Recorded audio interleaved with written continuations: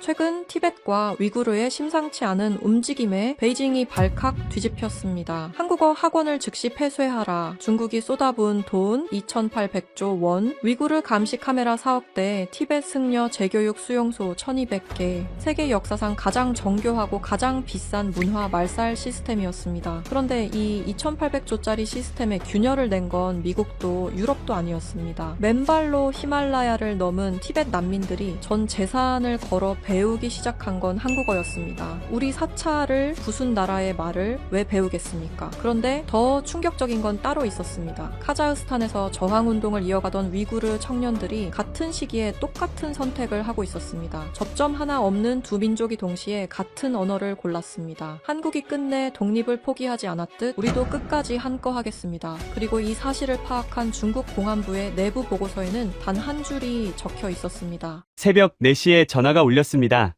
저는 르몽드 아시아 특파원 릭 모렐입니다. 뉴델리 지국에서 근무하고 있었죠.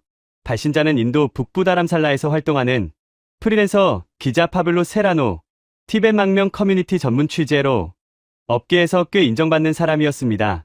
릭, 사진 한 장 보내줄게. 먼저 보고 나서 얘기하자. 잠결에 휴대폰을 열었습니다. 사진 한 장이 와 있었어요. 다람살라 맥레오드 간지, 티벳 난민촌의 좁은 골목이었습니다. 그런데 이상한 게 있었어요. 골목 양쪽으로 한국어 간판이 빼곡했습니다. 김치찌개, 삼겹살, 떡볶이. 티벳어보다 한국어가 더 많았어요. 그리고 사진 한가운데 낡은 서점 앞에 줄이 서 있었습니다. 줄에 선 사람들 손에 들린 건 전부 한국어 교재였어요. 파블로, 이게 다람살라 맞아? 여기 리틀 라싸 아니었어? 그래, 리틀 라싸가 맞아. 그런데 지금은 리틀 서울이라고 불러. 한류 때문이겠지. 인도 전역에서 케이팝 인기잖아. 나도 처음엔 그렇게 생각했어. 파블로의 목소리가 달라졌습니다. 그런데 이건 케이팝 팬이 아니야. 성인 남녀가 가족 단위로 한국어 학원에 등록하고 있어. 승려들까지 한국어를 배우고 있어. 그리고 결정적인 건 이 사람들이 한국어를 배우면서 중국어를 의도적으로 안 쓴다는 거야.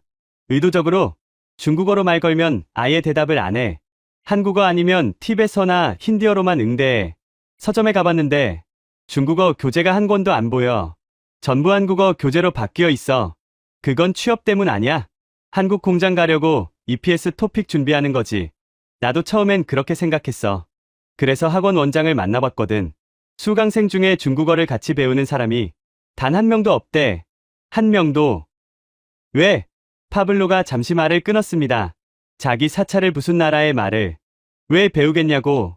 저는 전화기를 내려다봤습니다. 22년간 분쟁 지역을 취재하면서 이런 패턴을 본 적이 있어요. 특정 언어를 거부하는 건 단순한 취향의 문제가 아닙니다. 그건 정치적 의사표시입니다. 조용하고 합법적이고 누구도 처벌할 수 없는 형태의 저항. 증거 더 있어? 파블로가 사진 2장을 더 보냈습니다. 첫 번째, 맥레오드 간지 서점 안쪽. 진열대에 중국어 교재 자리가 텅 비어 있고 한국어 교재가 탑처럼 쌓여 있었습니다. EPS 토픽 시험 준비서는 품절이라는 팻말까지 붙어 있었어요. 두 번째가 결정적이었습니다. 티벳 전통 추바를 입은 노인이 낡은 탕카를 들고 시장 골목을 걸어가는 뒷모습이었어요. 아래 파블로의 메모가 적혀 있었습니다. 이 노인은 70이 넘었어. 티벳에서 히말라야를 넘어 탈출할 때 유일하게 가져온 탕카야. 가문에서 300년 넘게 내려온 거래. 이걸 팔아야 할지 고민하고 있대. 손녀의 한국어 학원비를 마련하려고. 탕카라면 티베신에게 단순한 그림이 아닙니다. 부처님의 가르침을 담은 신성한 불화예요. 300년이면 가문의 역사 그 자체죠. 그걸 팔아서까지 손녀에게 배우게 하려는 언어가 한국어라면 이건 한류가 아닙니다. 이건 전혀 다른 이야기예요. 파블로, 이 노인 인터뷰 가능해? 그래서 전화한 거야. 직접 와서 봐. 전화를 끊고 저는 노인과 탕카 사진을 다시 확대했습니다. 뉴델리에서 다람살라까지 비행기로 1시간. 그날 오전 저는 비행기를 예약했습니다. 다람살라 공항에서 맥레오드 간지까지 산길을 따라 차로 40분. 다람살라 공항에 내리자마자 파블로의 말이 과장이 아니라는 걸 깨달았습니다. 제가 상상했던 것과는 차원이 달랐거든요. 운전기사가 힌디어로 말을 걸었습니다. 코리안 스트리트에 가는 거냐고요. 농담인 줄 알았습니다. 다람살라는 달라이 라마가 계신 곳이니까요. 전 세계가 리틀 라싸라고 부르는 티벳 망명의 심장부. 그런데 정말로 맥레오드 간지 티벳 난민촌 한복판에 코리안 스트리트라 불리는 구역이 있었습니다. 차에서 내리는 순간 저는 몸을 앞으로 기울였습니다. 김치찌개, 삼겹살, 떡볶이, 비빔밥. 한국어 간판이 팁에서보다 많았습니다. 오색 룽다 사이로 한글 네온 사인이 빛나고 있었어요. 절압, 향, 냄새와 김치 냄새가 뒤섞이는 거리. 중국어 간판은 단 하나도 보이지 않았습니다. 이건 단순한 한류 거리가 아니었어요.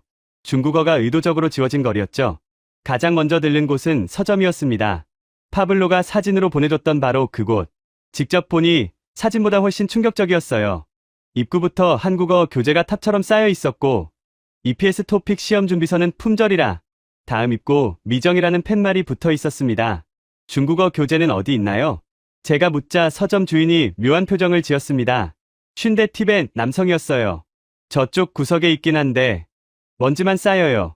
아무도 안 사거든요. 왜요? 중국이 바로 옆인데. 서점 주인이 잠시 저를 쳐다봤습니다.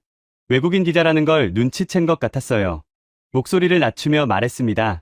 여기서 중국어는 좀 조심하세요. 특히 티벳 사람들 앞에서는요. 왜요?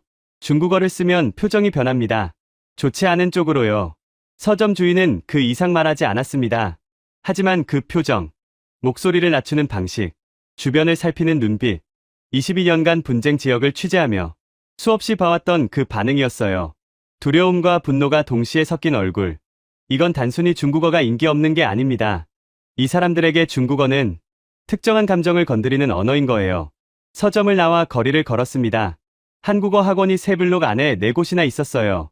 그중 가장 큰 학원 앞에 긴 줄이 서 있었습니다. 등록 대기 줄이었죠. 줄에 선 사람들 대부분이 20대에서 30대 초반, 티벳 전통 추바를 입은 청년도 있었고 승복을 걸친 젊은 승려도 있었습니다. 한국어 배우러 오셨어요? 줄맨 뒤 청년에게 말을 걸었습니다. 네. 넉 달째 대기 중이에요. 넉 달이요? 다른 학원도 있잖아요. 다 찼어요. 다람살라 전체가요. 그 옆에 서 있던 여성이 끼어들었습니다. 저는 네팔 카트만두에서 왔어요. 여기 한국어 학원에 자리가 있다는 얘기 듣고 국경을 넘었죠? 국경까지 넘어서요. 중국어를 배우면 중국 공장에 가야 해요. 한국어를 배우면 한국에 갈 수 있어요. 같은 노동이라도 대우가 달라요. 옆에서 듣고 있던 젊은 승려가 고개를 끄덕이며 덧붙였습니다. 중국 공장에선 티베신이라고 하면 감시 대상이에요. 한국에선 그냥 외국인 노동자예요. 그 차이가 얼마나 큰지 아세요? 저는 수첩에 쉬지 않고 적었습니다. 경제적 동기. 그건 예상했어요. 하지만 이 사람들의 어조에는 경제 이상의 무언가가 있었습니다. 중국을 말할 때 굳어지는 표정, 한국을 말할 때 풀어지는 눈매. 이건 단순한 취업 선호가 아니라 감정의 문제였어요. 학원 원장을 만났습니다. 40대 티벳 여성으로 본인도 한국에서 4년간 일했던 경험이 있었죠. 원장님, 수강생 중 중국어를 동시에 배우는 사람이 있나요? 한 명도 없어요. 한 명도요? 여기 오는 사람들에게 중국어는 선택지가 아닙니다. 어떻게 설명해야 할까? 원장이 잠시 말을 멈췄습니다. 자기 사찰을 부순 나라의 말을, 자기 스승을 감옥에 보낸 나라의 말을 왜 배우겠어요? 저는 펜을 멈췄습니다. 자기 사찰을 부순 나라의 말, 자기 스승을 감옥에 보낸 나라의 말. 그러니까 이건 언어 선택이 아니라 저항인 거예요. 조용하고 합법적이고 누구도 처벌할 수 없는 형태의 저항. 파블로가 말한 이건 한류가 아니야 라는 말의 의미를 이제야 이해했습니다. 서점 주인이 표정을 굳혔던 이유, 중국어 교재에 먼지가 쌓인 이유, 국경을 넘어서까지 한국어 학원에 줄을 서는 이유. 표면은 한류이고 취업이지만 그 아래에는 완전히 다른 층위가 있었습니다. 이 사람들은 중국어를 버림으로써 중국을 거부하고 있었고 한국어를 선택함으로써 중국밖의 미래를 선언하고 있었어요. 그리고 이 현상의 진짜 뿌리를 만나려면 맥레오드 간지 골목 안쪽, 관광객은 절대 찾지 못하는 티벳 난민거주 구역으로 들어가야 했습니다. 300년 된 탕카를 들고 시장 골목을 걸어갔다는 그 노인이 사는 바로 그곳으로요. 맥레오드 간지 메인 도로에서 왼쪽으로 꺾으면 관광객 발길이 뚝 끊기는 좁은 골목이 나옵니다. 시멘트 벽에 금이 간 2층 건물들, 빨랫줄에 걸린 승복과 추바, 골목 어디선가 버터차 끓이는 냄새가 났어요. 티벳 난민거주 구역이었습니다. 인도 정부가 망명자들에게 내준 공간이었죠. 파블로가 미리 연락해둔 가족이 있었습니다. 2층 건물 계단을 올라가자 50대 남성이 문 앞에서 우리를 맞았어요. 로상 씨, 텐진 돌마의 아버지였습니다. 멀리서 오셨네요. 들어오세요. 방 안으로 들어간 순간 저는 숨을 멈췄습니다. 왼쪽 벽에는 달라이 라마의 사진이 걸려 있었고 그 옆에 한글로 빼곡히 적힌 공책이 10권 넘게 쌓여 있었어요. 천장에는 티벳 경전이 붙어 있었는데 그 바로 아래 작은 책상 위에 한국어 문법책과 EPS 토픽 기출 문제집이 놓여 있었습니다. 벽 한쪽에는 낡은 탕카가 걸려 있었어요. 석가모니 부처가 그려진 오래된 불화. 색이 많이 바랬지만 금박 테두리는 아직 빛나고 있었습니다. 이 방에서 가장 오래된 물건이 분명했어요. 그리고 그 탕카 아래 작은 방석에 앉아 뭔가를 중얼거리는 소녀가 있었습니다. 한국어 단어를 반복하고 있었어요. 안녕하세요. 저는 텐진 돌마입니다. 또렷한 한국어였습니다. 21살이라기엔 눈빛이 너무 단단했어요. 어떻게 이렇게 한국어를 잘하세요? 한국어를 시작한 지 5년째예요. 처음 3년은 인터넷 강의랑 한국 드라마로 혼자 독학했고요. 학원에 등록한 뒤로는 매일 14시간씩 공부하고 있어요. 새벽에 기도하고, 낮에 학원에서 수업 듣고, 밤에 촛불 켜고 단어 외우고, 이게 제 유일한 길이거든요. 유일한 길. 그 단어가 귀에 걸렸습니다. 21살 소녀에게 유일한 길이라니. 저는 이 가족의 이야기를 텐진 돌마 본인과 아버지 로상 씨의 증언을 통해 재구성했습니다. 아버지가 버터차를 따라주며 이야기를 시작했을 때 그의 손이 미세하게 떨리고 있었어요. 그들이 들려준 이야기는 제가 22년간 취재하면서 들었던 어떤 증언보다 잔인하고 구체적이었습니다. 우리는 원래 라싸 근처에 살았습니다. 아버지 로상 씨가 버터차 잔을 내려놓으며 말했어요. 족항 사원이 보이는 마을이었죠. 좋은 곳이었습니다. 어떤 곳이었나요? 로상 씨의 눈이 멀어졌습니다. 천국이었죠. 야크떼가 고원을 누비고 보리밭이 끝없이 펼쳐져 있었고 사찰 종소리가 매일 아침 마을을 깨웠다고 합니다. 아이들은 티베서로 학교에 다녔고 승려들은 자유롭게 경전을 읽었고 명절이면 온 마을이 모여 탕카 앞에서 기도했어요. 벽에 걸린 저 탕카도 그때 가져온 겁니다. 로상 씨의 할아버지가 직접 그린 불화예요. 300년 넘게 가문에서 내려온 거라고 했습니다. 그런데 어떻게 여기까지? 로상 씨가 잠시 침묵했습니다. 어머니 데키 씨가 남편의 손을 잡았어요. 중국이 바뀌었습니다. 그가 말한 바뀌었다는 건 이런 뜻이었습니다. 어느 날 갑자기 사찰에 공안이 들이닥쳤습니다. 달라이 라마 사진을 전부 떼라는 명령이었어요. 거부한 승려가 그 자리에서 끌려갔습니다. 다음 달에는 팁에서 학교가 폐쇄됐어요. 중국어로만 수업하라는 지시가 떨어졌죠. 팁에서 간판이 철거되고 경전이 압수됐습니다. 우리 마을 사찰도 부서졌어요. 로상 씨 목소리가 갈라졌습니다. 3층 높이 불상을 해머로 부쉈습니다. 승려 23명이 끌려갔어요. 재교육이라는 이름으로요. 돌아온 사람은 3분이었습니다. 돌아온 사람들도 눈빛이 완전히 달라져 있었어요. 무슨 일을 겪었는지 아무도 말하지 않았습니다. 어머니 데키 씨가 말을 이었습니다. 남편의 형이 먼저 잡혀갔어요. 승려였거든요. 죄목이 뭔지 아세요? 팁에서로 기도문을 낭송한 거예요. 자기 나라 말로 기도한 게 죄가 됐어요. 저는 수첩 위에 펜을 멈췄습니다. 자기 나라 말로 기도한 게 죄가 되는 나라. 사찰을 부수고 불상을 해머로 깨는 나라. 그 나라의 말을 왜 배우겠습니까? 2부에서 학원 원장이 했던 말이 떠올랐어요. 자기 사찰을 부순 나라의 말을 왜 배우겠냐? 그건 수사적 표현이 아니었습니다. 문자 그대로의 사실이었어요. 그래서 탈출을 결심하셨군요. 로상 씨가 고개를 끄덕였습니다. 형이 잡혀간 날 밤, 아버지가 말했습니다. 저 탕카만 가져가라. 나머지는 다 버려라. 오늘 밤에 떠난다. 그 탕카, 지금 이 방벽에 걸려있는 바로 저 탕카였습니다.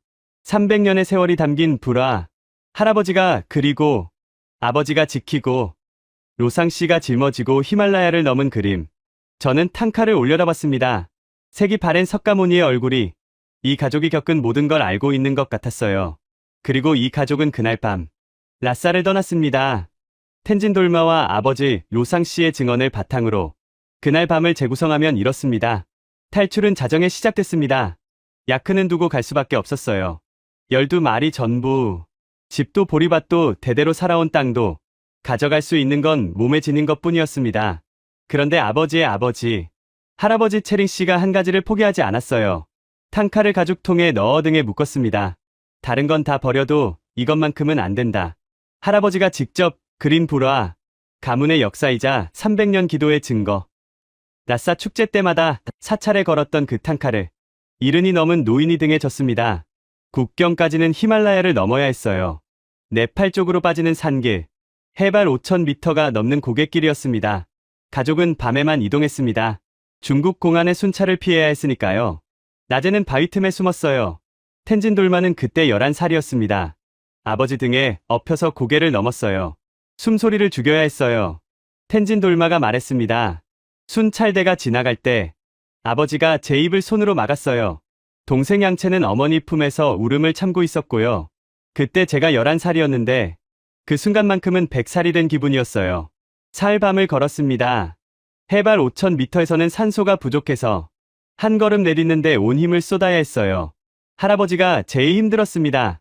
탕카를 짊어진 채 고산병과 싸우고 있었거든요. 할아버지를 놔두고 갈 수 없었어요. 아버지가 한쪽 팔로 저를 업고 다른 한쪽으로 할아버지를 부축했어요. 어머니는 동생을 안고 짐을 끌었고요. 넷째 날 새벽, 네팔 국경 마을에 도착했습니다. 국경을 넘는 순간 어머니 데키 씨가 쓰러졌어요.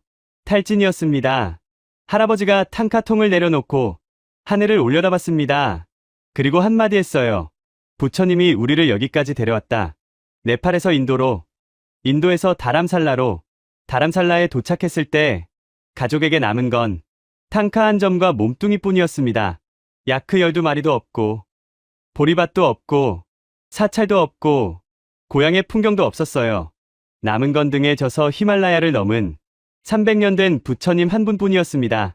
그로부터 5년 다람살라 난민구역에서 간신히 살림을 이어갔어요. 아버지는 관광객 상대로 수공예품을 팔았고 어머니는 게스트하우스 청소 일을 했습니다. 그리고 텐진 돌마가 16살 되던 해 이웃에서 돌아온 청년 하나가 모든 걸 바꿔놓았습니다. 한국에서 3년 일하고 돌아온 티벳 청년이었어요. 집을 고치고 부모님께 병원비를 대드리고 동생 학비까지 해결했습니다. 텐진 돌마의 눈이 반짝였습니다. 그때 깨달았어요. 우리의 미래는 이 골목에만 있는 게 아니라는 걸. 한국어를 배우면 길이 열린다는 걸. 그리고 텐진 돌마는 가족 앞에서 선언했습니다. 아버지, 제가 한국어를 배워서 우리 가족을 살릴게요. 동생 미래도 제가 책임질게요. 16살 소녀의 입에서 나온 말이었습니다. 아버지는 딸을 말없이 바라봤어요. 텐진 돌마는 곧바로 독학을 시작했습니다. 인터넷 무료 강의를 찾아 듣고 한국 드라마를 반복 재생하며 발음을 따라했어요.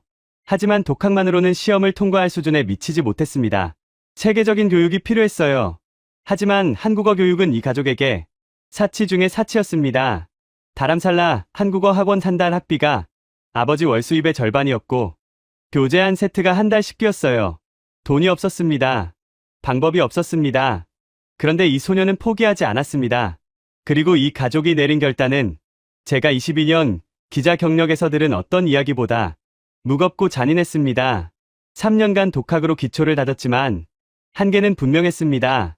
한국어 능력 시험을 통과하려면 체계적인 학원 수업이 필수였어요.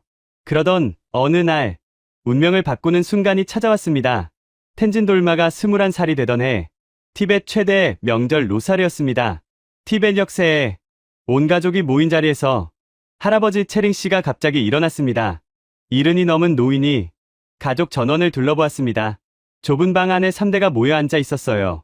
로상 부부, 텐진 돌마, 남동생 타시와 여동생 양첸, 그리고 이웃 티벳 가족 두세 집까지. 할아버지가 텐진 돌마를 똑바로 쳐다보며 물었습니다. 돌마야, 네가 정말로 한국어로 이 가족을 구할 수 있겠니? 방 안이 조용해졌습니다. 텐진 돌마는 떨리는 목소리로 대답했어요. 네, 할아버지. 저를 믿어주세요. 체링 씨가 잠시 눈을 감았습니다. 그리고 입을 열었어요. 탕카를 팔겠다. 숨이 멈췄습니다. 온 가족이요. 탕카는 단순한 그림이 아니었습니다. 라싸에서 탈출할 때 유일하게 가져온 것. 고향의 마지막 증거. 할아버지가 직접 그리고 히말라야를 넘을 때도 등에 져서 포기하지 않았던 존재. 아버지가 벌떡 일어났습니다. 아버지, 그건 안 됩니다. 탕카를 팔면 우리에게 라싸의 증거가 아무것도 남지 않습니다. 로상 씨의 목소리가 갈라졌어요. 탕카는 가문의 역사였으니까요. 할아버지가 그린 그 붓터치. 300년간 명절마다 사찰에 걸었던 기억. 무엇보다 고향 라싸에서 함께했던 시간. 탕카를 펼치면 아직도 라싸의 향 냄새가 난다고 할아버지는 늘 말했습니다. 하지만 채린 씨는 단호했습니다. 탕카는 과거의 증거이고 돌만은 미래의 증거다. 잠깐 침묵이 흘렀어요. 중국이 우리 사찰을 부수고 우리 말을 빼앗고 우리 승려를 가뒀다. 하지만 돌마가 한국어를 배워서 세상에 나가면 우리는 다시 존재할 수 있어. 탕카 한전보다 그게 더 값지다. 텐진 돌마는 무릎을 꿇고 울음을 터뜨렸습니다. 할아버지, 제가 꼭 성공해서 탕카보다 더 큰 불화를 사원에 걸어드릴게요. 하지만 탕카 한점 값으로는 부족했습니다. 다람살라 최고의 한국어 학원, 1년 학비와 교재비를 합치면 탕카 값을 훨씬 넘었어요. 가족 회의가 이어졌습니다. 어머니 데키 씨가 먼저 입을 열었어요. 제 산호 목걸이를 팔겠어요. 그 목걸이, 라싸를 탈출할 때 추바 안쪽에 숨겨서 가져온 유일한 혼수품이었습니다.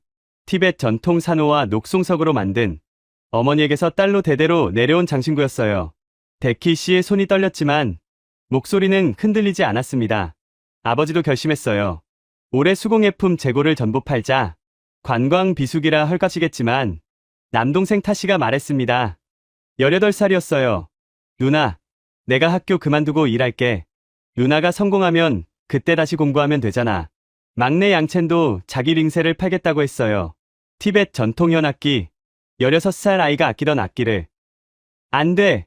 너희들 미래까지 포기할 순 없어. 텐진 돌마가 말렸지만 가족의 결심은 흔들리지 않았습니다. 이웃들도 나섰어요. 옆집 페마 아주머니가 수제 티벳 카페트 2장을 가져왔고 난민의 장로가 델리까지 짐을 실어다 줄 차를 빌려줬습니다. 이렇게 모두의 힘을 합쳐 학비를 마련했습니다. 마을 전체가 텐진 돌마 하나의 미래에 걸었어요. 다람살라 티벳 난민촌 전체가요. 학원 등록을 하러 떠나는 날, 텐진 돌마는 방을 나서며 뒤를 돌아봤습니다. 할아버지가 탕카가 걸려있던 빈 벽을 바라보고 있었어요. 300년 동안 그 자리를 지켰던 부처님이 사라진 벽. 할아버지의 손이 허공에서 멈춰 있었습니다. 마치 탕카를 쓰다듬던 습관이 손에서 사라지지 않은 것처럼. 채린 씨가 텐진 돌마에게 작은 주머니를 건넸어요. 안에는 탕카에서 잘라낸 금박 조각이 들어 있었습니다. 부적이다. 부처님이 너를 지켜줄 거야. 그리고 기억해라. 너는 티벳의 딸이다. 그 자부심을 절대 잃지 마라. 텐진 돌마는 그 주머니를 목에 걸었습니다. 절대 실패할 수 없다. 이건 나 혼자만의 싸움이 아니야. 방을 나서며 텐진 돌마는 뒤를 돌아봤습니다. 좁은 방 안에 가족이 서 있었고 벽에는 탕카가 있어야 할 자리가 비어 있었어요. 그 빈자리에 무게를 안고 텐진 돌마는 걸어 나갔습니다. 학원에 도착한 텐진 돌마는 또 다른 세계를 마주했습니다. 같은 반 학생 30명 중 절반이 형편이 훨씬 나은 학생들이었어요. 인도 대도시의 사업가 자녀, 네팔 공무원 집안 출신, 이미 어릴 때부터 한국어 과외를 받았고 방학마다 서울 어학연수를 다녀온 사람들이었죠. 특히 리앙이라는 학생이 텐진 돌마를 대놓고 무시했습니다. 한족 출신으로 아버지가 델리에서 무역 사업을 하는 부잣집 딸이었죠. 이미 한국 대학 유학을 준비하고 있었는데 토픽 고득점을 노리고 학원에 다니고 있었어요. 난민촌에서 올라온 애가 무슨 한국 간다고. 돈도 없으면서. 텐진 돌마는 대답하지 않았습니다. 대신 새벽 4시에 일어났어요. 단어를 외웠습니다. 하루에 300개씩. 점심시간엔 학원 도서관에서 한국 뉴스를 들었고 저녁엔 한국 드라마로 회화를 연습했어요. 잠들기 전엔 일기를 한글로 썼습니다. 할아버지의 빈 벽이 떠올랐습니다. 어머니의 산호 목걸이가 떠올랐습니다. 동생 타씨가 학교를 그만두겠다고 했던 얼굴이 떠올랐습니다. 그 무게가 새벽 4시에 눈을 뜨게 만들었어요. 선생님이 말했습니다. 20년간 한국어를 가르쳤지만 텐진 돌마 같은 학생은 처음입니다. 6달 후 중간평가. 텐진 돌마는 전체 1등이었습니다. 리앙을 포함한 부유층 학생들을 전부 제쳤어요. 리앙의 표정이 처음으로 흔들렸습니다. 성적표를 받아든 리앙이 텐진 돌마를 슬쩍 쳐다보는 걸 봤어요. 무시하던 눈빛과는 분명히 다른 뭔가가 스쳐 지나갔죠. 하지만 자만할 틈이 없었습니다. 집에서 연락이 왔거든요. 어머니가 쓰러졌습니다. 과로와 영양실조였어요. 게스트하우스 청소 일을 하루 16시간씩 하면서 제대로 먹지 못했던 거죠. 수공예품 재고를 헐값에 넘긴 후 가족 수입이 급감했고 아버지 혼자 관광객 상대 노점으로는 생활이 안 됐던 겁니다. 집으로 돌아올까? 텐진 돌마가 전화로 물었습니다. 어머니 목소리가 희미하게 들렸어요. 절대 안 돼. 네가 포기하면 우리가 치른 값이 다 헛것이 되잖아. 탕카가 사라진 거 잊었어? 엄마는 괜찮으니까 공부에만 집중해. 텐진 돌마는 전화를 끊고 화장실에서 울었습니다. 그리고 아르바이트를 시작했어요. 새벽엔 게스트하우스 조식 준비, 주말엔 관광객 대상 트레킹 가이드. 번 돈은 전부 집으로 보냈습니다. 1년이 지났습니다. 드디어 EPS 토픽 시험을 볼 때가 왔어요. 한국 취업을 위한 고용어 과제 한국어 시험입니다. 응시료가 문제였습니다. 한 번에 붙어야 했어요. 두 번째 시험 볼 돈이 없었거든요. 시험 전날 밤, 텐진 돌마는 탕카 금박 조각이 든 주머니를 꺼내 쥐었습니다. 할아버지, 부처님, 힘을 주세요. 그런데 이 시험장에서 텐진 돌마는 예상치 못한 광경을 마주합니다. 자신만 절박한 게 아니었다는 걸 그제야 알게 됐거든요. 시험 당일 새벽 3시, 텐진 돌마는 이미 시험장 앞에 도착해 있었습니다. 그런데 놀랍게도 벌써 긴 줄이 서 있었어요. 300명이 넘는 티벳, 네팔, 인도 북동부 청년들이 칼바람 속에 서 있었습니다. 다람살라의 겨울 새벽은 히말라야에서 내려오는 바람이 뼈를 깎아요. 언니, 몇 시부터 왔어요? 뒤에 선 소녀가 물었어요. 어젯밤 11시부터요. 앞에 선 청년이 대답했습니다. 텐진 돌마는 충격을 받았어요. 자기만 절박한 게 아니었던 거죠.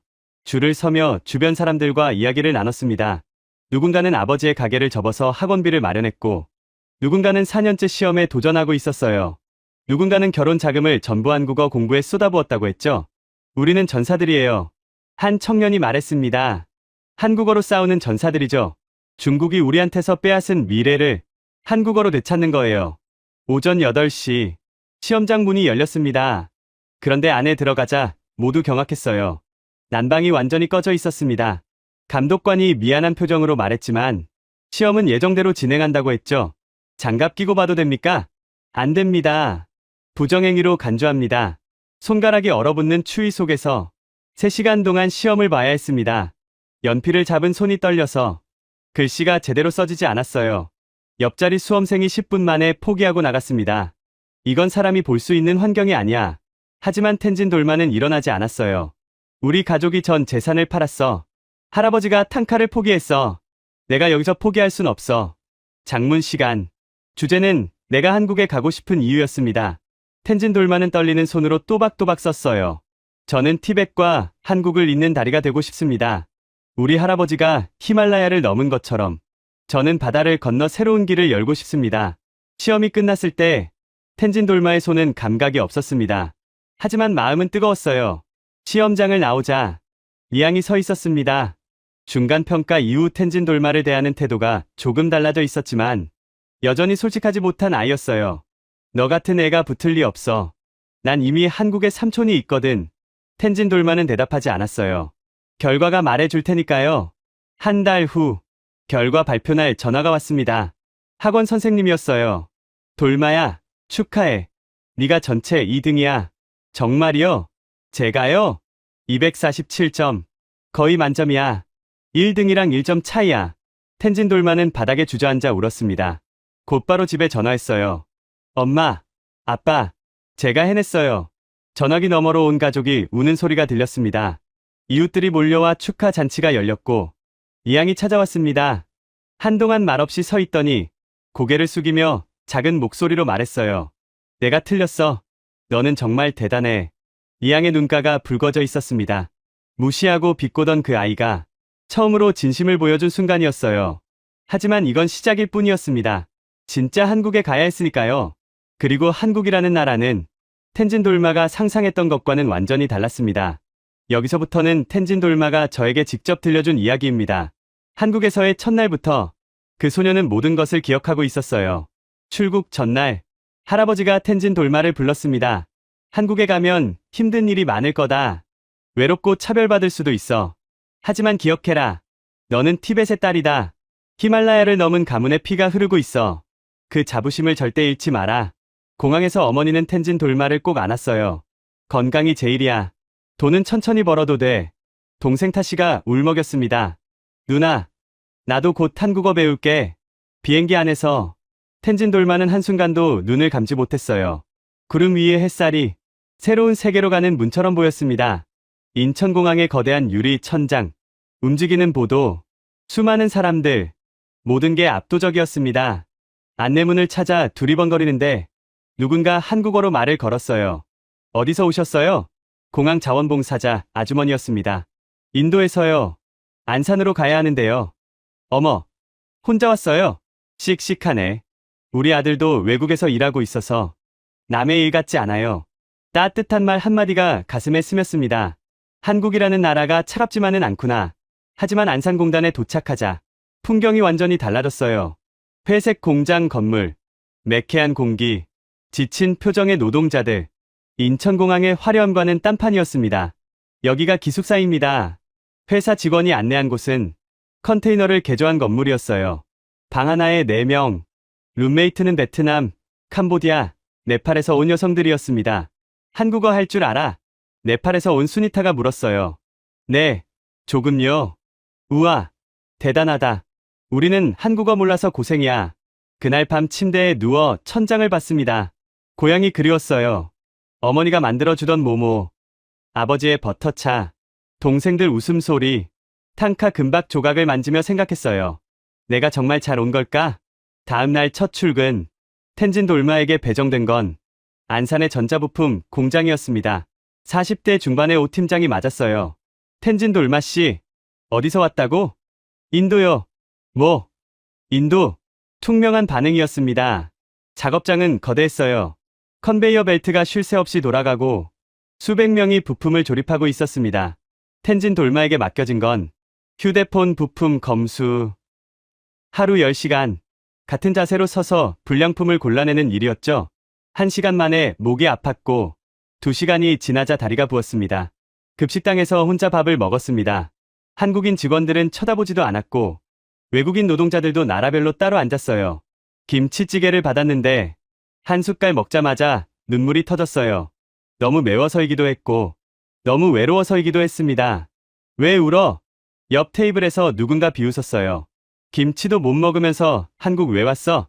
텐진 돌마는 남은 밥을 억지로 삼키고 화장실로 갔습니다. 세수를 하며 거울을 봤어요. 울지 마. 여기서 무너지면 안 돼. 오후에 실수를 했습니다. 부품을 잘못 분류한 거예요. 야, 뭐 하는 거야? 이거 다시 다 분류해야 되잖아. 라인 반장이 소리쳤어요. 죄송합니다. 죄송하면 다야. 이래서 외국인이랑 일하기 싫다니까. 퇴근 후 기숙사에 돌아와서 일기를 썼습니다. 한국 첫날, 모든 게 낯설고 무섭다. 하지만 도망칠 수 없다.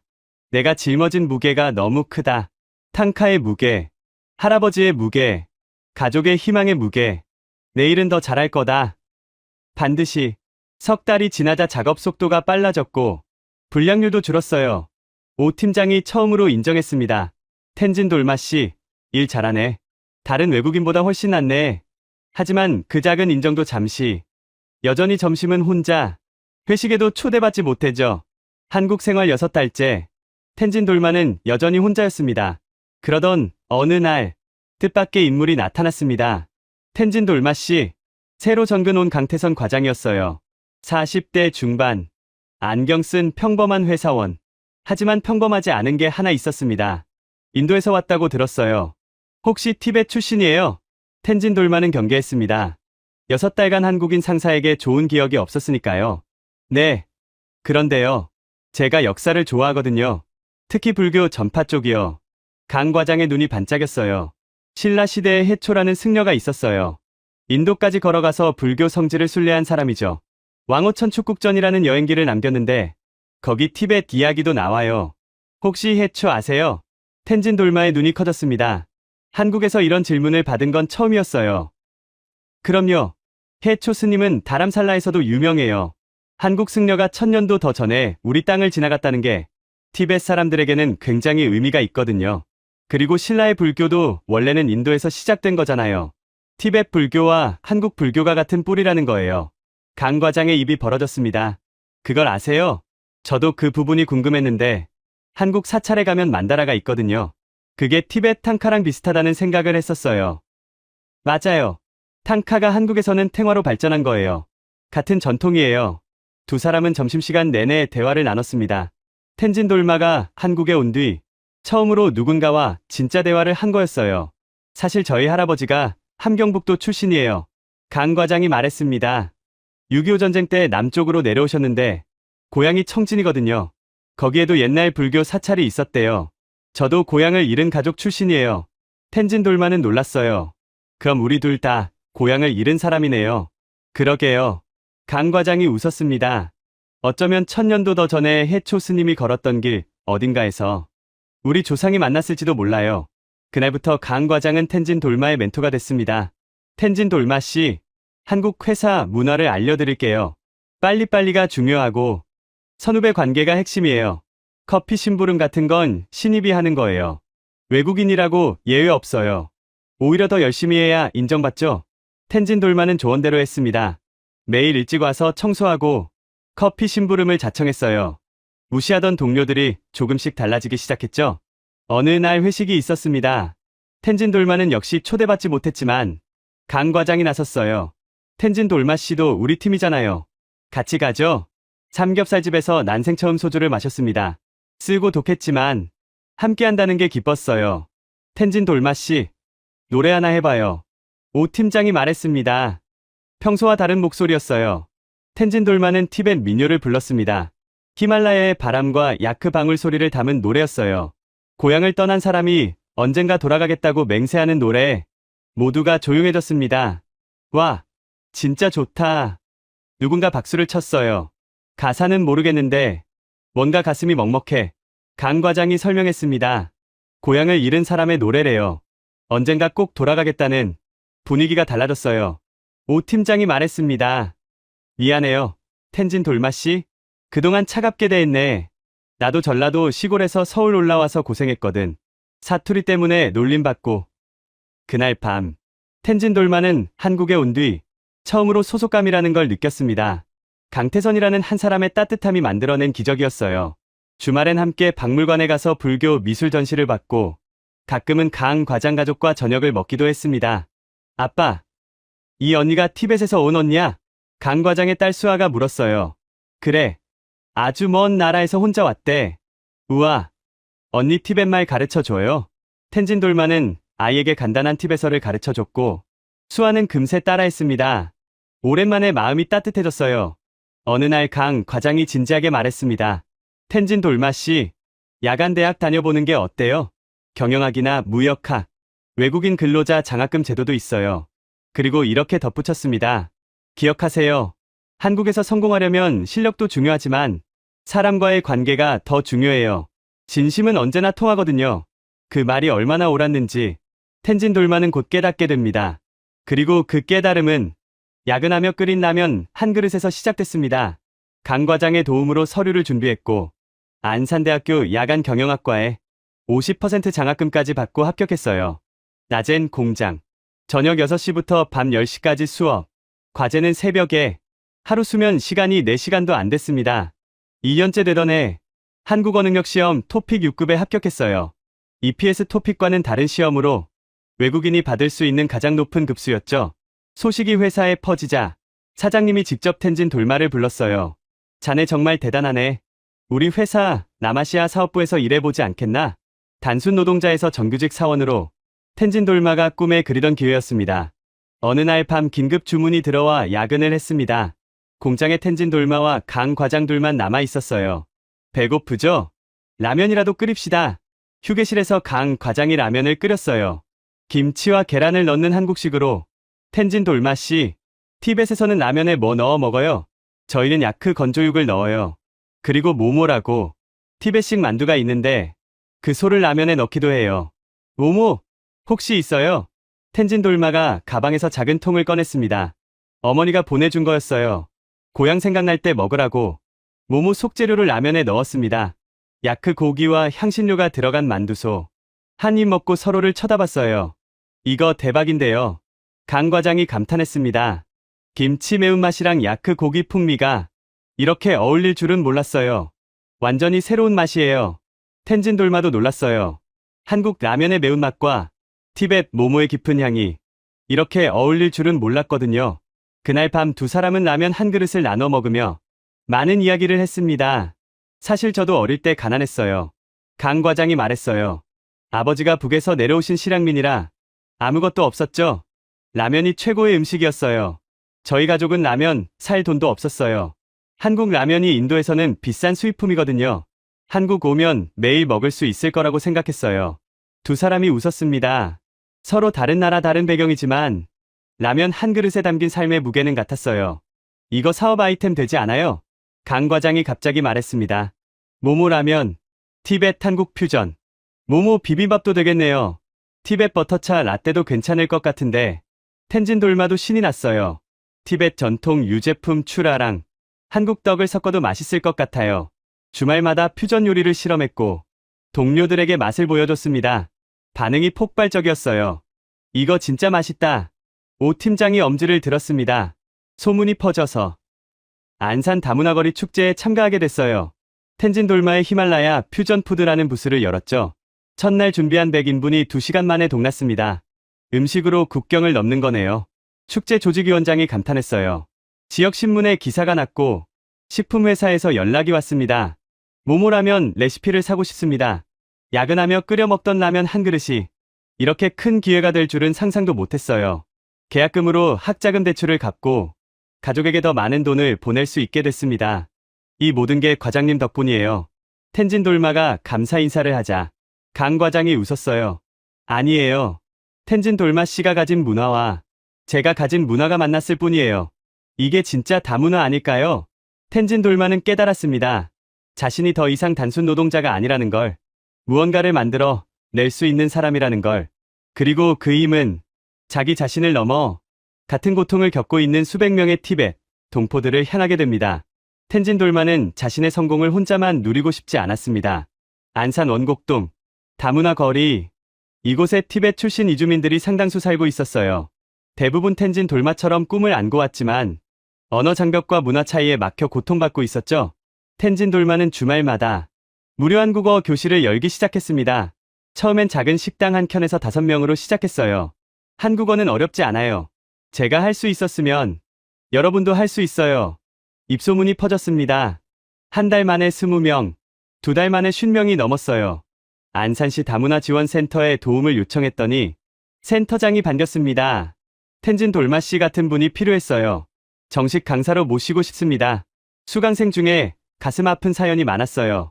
도르지는 라싸에서 대학을 나온 엘리트였지만 한국에선 공장 청소부로 일하고 있었습니다. 한국어만 할 수 있다면 그는 매일 한숨을 쉬었죠. 텐진 돌마가 특별 과외를 해줬고 6달 후 그는 한국 회사의 통역 직원이 됐어요. 돌마 선생님, 제 인생을 바꿔주셨어요. 도르지가 눈물을 흘렸습니다. 19살 양모는 부모를 따라 한국에 왔지만 학교에 적응하지 못하고 자퇴한 소녀였어요. 전 바보인가 봐요. 한국어가 너무 어려워요. 나도 처음엔 한국 사람이 뭘 하는지 하나도 못 알아들었어. 김치찌개 먹다가 울기도 했고. 그런데 봐. 지금은 대학도 다니잖아. 텐진 돌마의 격려로 양모는 검정고시를 준비했고 대학에 합격했습니다. 이런 사례들이 쌓이면서 텐진 돌마의 한국어 교실은 희망 교실이라 불리게 됐어요. 어느 날 방송국 다큐멘터리 팀이 찾아왔습니다. 텐진 돌마 씨 이야기를 다큐로 만들고 싶습니다. 텐진 돌마는 망설였어요. 저는 특별한 사람이 아닌데요. 그게 특별한 거예요. 평범한 사람이 비범한 일을 해내는 것. 그게 진짜 감동이죠. 석 달간 촬영이 진행됐습니다. 새벽 공장 출근, 저녁 대학 수업, 주말 한국어 교실, 텐진 돌마의 일상 전부를 카메라가 따라다녔어요. 촬영 중 가장 감동적인 장면이 있었습니다. 텐진 돌마의 어머니가 영상통화로 한국어 교실 학생들에게 인사한 거예요. 여러분 힘내세요. 우리 딸이 해냈으니 여러분도 할 수 있어요. 학생들이 모두 울었습니다. 고향 어머니의 목소리에 자기 어머니가 겹쳐 보였던 거죠.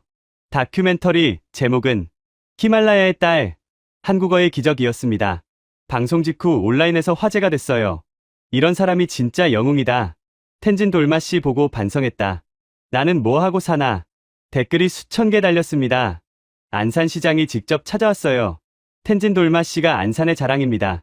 시에서 전폭 지원하겠습니다. 작은 교실은 안산 티벳 교육센터로 발전했습니다. 개소식 날 100명이 넘는 이주민들이 모였어요. 텐진 돌마가 마이크를 잡고 말했습니다. 몇 년 전 저는 이 거리에서 길을 잃고 울었습니다. 한국말도 못하고 친구도 없었죠. 하지만 이제 이곳은 저희 2번째 고향이 됐어요. 여러분도 포기하지 마세요. 박수가 터져 나왔습니다. 그날 밤 일기를 썼어요. 오늘 깨달았다. 성공은 혼자 이루는 게 아니라 함께 이루는 것이다. 내가 받은 도움을 다른 사람에게 돌려주는 것. 그게 진짜 성공이다. 하지만 이 모든 성공의 한가운데서 텐진 돌마가 가장 보고 싶었던 사람에게서 전화가 왔습니다. 한국 생활도 여러 해가 흐른 어느 봄이었습니다. 누나, 동생 타시의 목소리가 떨리고 있었어요. 엄마가 쓰러지셨어. 의사가. 시간이 얼마 안 남았대. 텐진 돌마는 전화기를 놓칠 뻔했습니다. 내가 지금 갈게. 비행기표 바로 예약할게. 하지만 문제가 있었어요.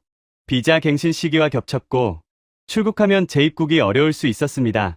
강 과장이 회사에 알렸어요. 인사팀이 움직였습니다. 강 과장이 직접 출입국관리사무소에 서류를 넣었고 회사에서도 인도적 사유로 사정을 설명하는 공문을 보냈어요. 다행히 재입국 허가가 났습니다. 사장님이 말했어요. 텐진 돌마 씨, 어머니 곁에 계세요. 일은 걱정하지 마세요.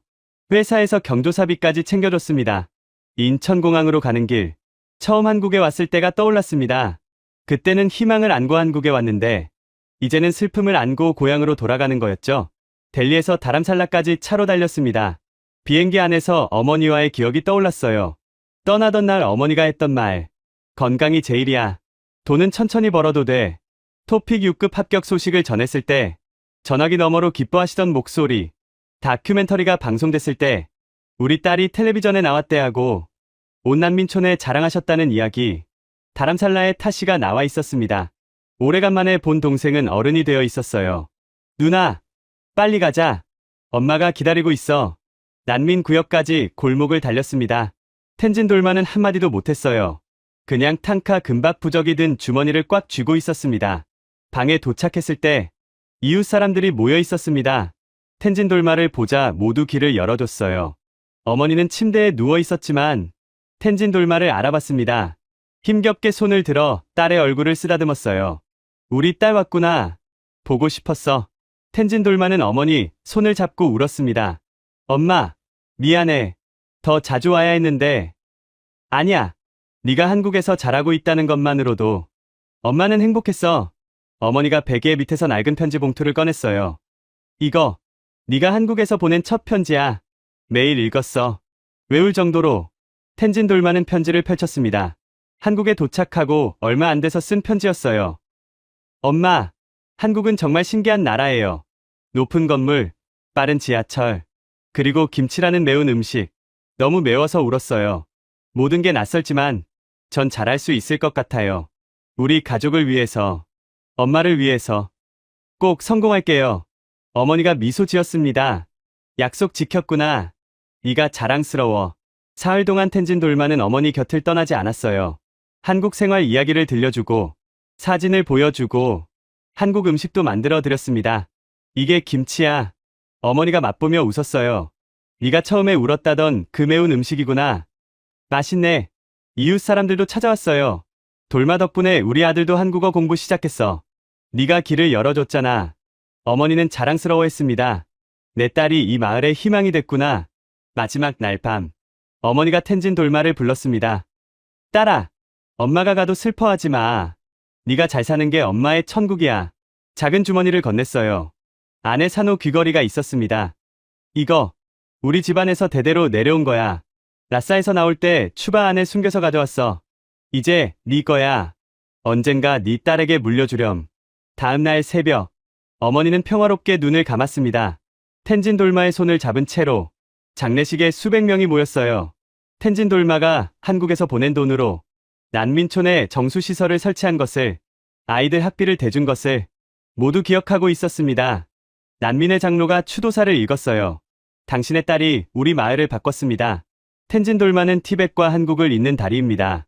한국으로 돌아가는 날, 어머니 무덤 앞에 섰습니다. 엄마, 이제 진짜 시작이에요. 엄마가 꿈꾸던 거 제가 이룰게요. 산호 귀걸이를 귀에 달았습니다. 할아버지의 탕카, 금박 부적은 목에, 어머니의 산호 귀걸이는 귀에, 두 세대의 무게를 안고 텐진 돌마는 다시 한국으로 향했습니다. 어머니를 보낸 뒤 텐진 돌마는 더 거세게 달렸습니다. 슬픔을 일로 바꿨어요. 한국으로 돌아온 텐진 돌마를 회사가 따뜻하게 맞았습니다.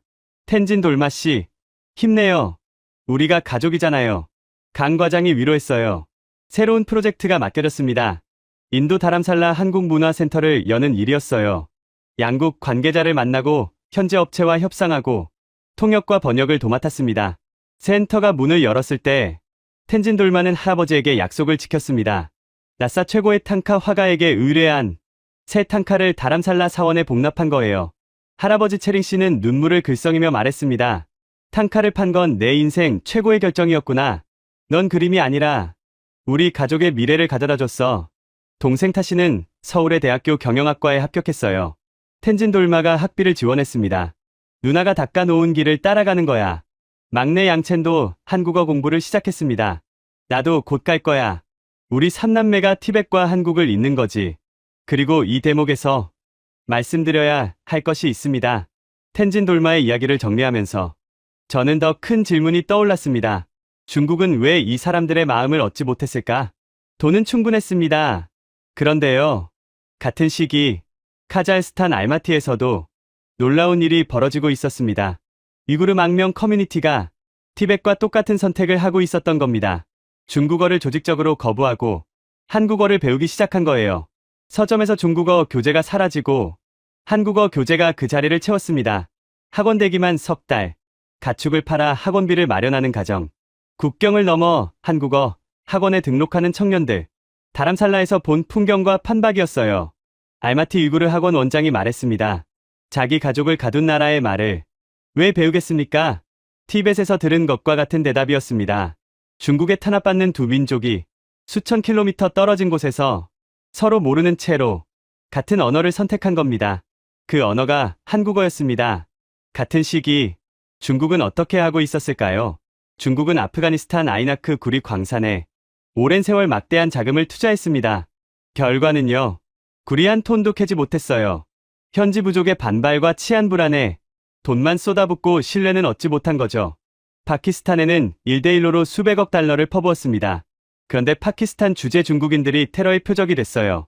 중국이 지은 도로 위에서 중국인이 공격받는 아이러니 스리랑카에 항구를 지어줬더니 빚을 갚지 못한 스리랑카가 항구를 99년간 넘겨야 했습니다. 도움이 아니라 빚에 덫이었다는 사실이 드러나면서 동남아와 아프리카에서 반중 감정이 폭발했어요. 그런데요. 한국은 어떤가요? 한국은 이 나라들의 수조원을 퍼붓지 않았습니다. 대신 한국어를 가르치고 기술을 전하고 일자리를 줬어요. 텐진 돌마 같은 사람이 스스로 일어설 수 있는 기회를 제공한 거죠.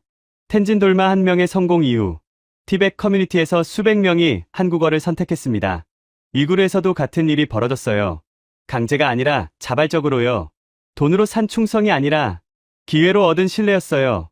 중국이 14억 인구와 수조 달러로도 얻지 못한 것을 한국은 텐진 돌마라는 한 사람의 기회로 얻어냈습니다. 이것이 중국 네티즌들이 침묵한 진짜 이유입니다.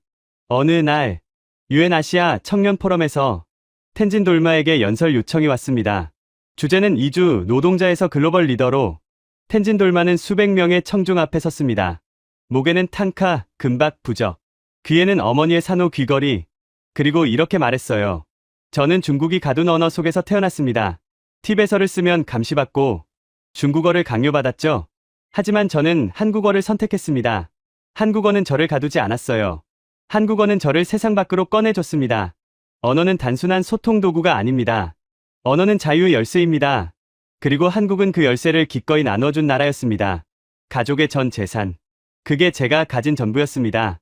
하지만 그 값으로 배운 한국어가 저와 제 가족과 수백 명의 티벳 청년들의 미래를 열었습니다.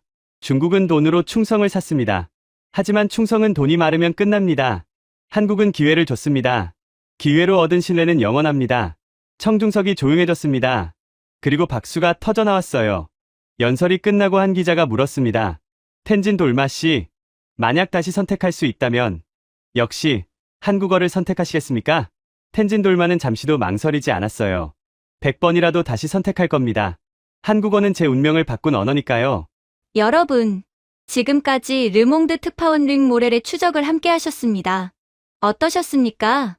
사찰 3,700개 파괴, 승려 수만 명 강제 환속, 그리고 히말라야를 맨발로 넘은 15만 명의 망명자들. 그 망명자들이 전 재산을 걸고 선택한 언어가 한국어였습니다. 그리고 수천 킬로미터 떨어진 카자흐스탄에서도 위구르 청년들이 같은 선택을 했습니다. 중국에 탄압받는 두 민족이 서로 모르는 채로 고른 언어가 같았습니다. 300년 된 탕카를 팔고 어머니의 혼수품을 팔고 동생의 학업과 악기를 포기하고 그 희생 위에서 한 소녀가 일어섰고 그 소녀를 따라 수백 명이 일어섰습니다. 중국이 14억과 수조 달러로 사지 못한 것을 한국은 기회 하나로 얻어냈습니다. 돈으로 산 충성은 무너집니다. 기회로 얻은 신뢰는 남습니다. 이 이야기가 더 많은 사람에게 닿아야 한다고 생각하신다면 지금 이 영상을 공유해 주십시오. 여러분의 공유 하나가 돈이 아니라 기회로 세계를 바꾸는 대한민국을 알리는 일이 됩니다. 가슴이 뜨거워지셨다면 댓글에 티벳 두 글자만 남겨주십시오.